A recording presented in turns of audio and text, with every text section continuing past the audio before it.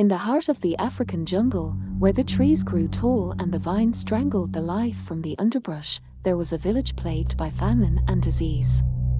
The villagers believed that the only way to restore their fortunes was to appease the ancient deity that lived in the nearby shrine. The deity, known as a Narnar, demanded a terrible sacrifice, a pregnant woman, ripe with child, to be offered to her on the night of the full moon. The villagers believed that Narnar's power was great, and that she would grant them prosperity and protection if they gave her what she desired. The villagers searched far and wide for a willing victim, but none could be found.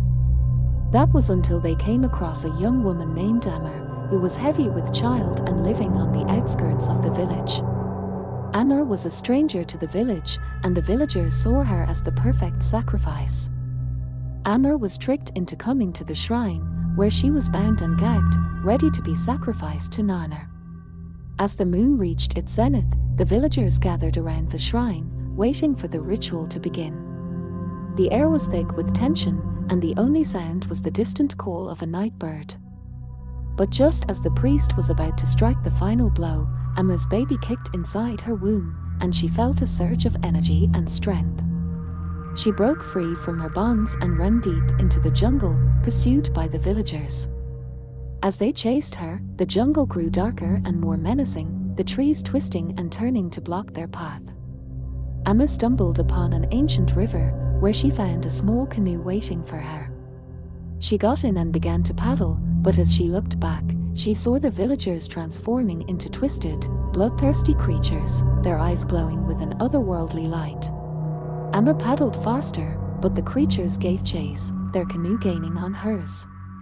Just as all hope seemed lost, Amr felt the baby inside her stir once more.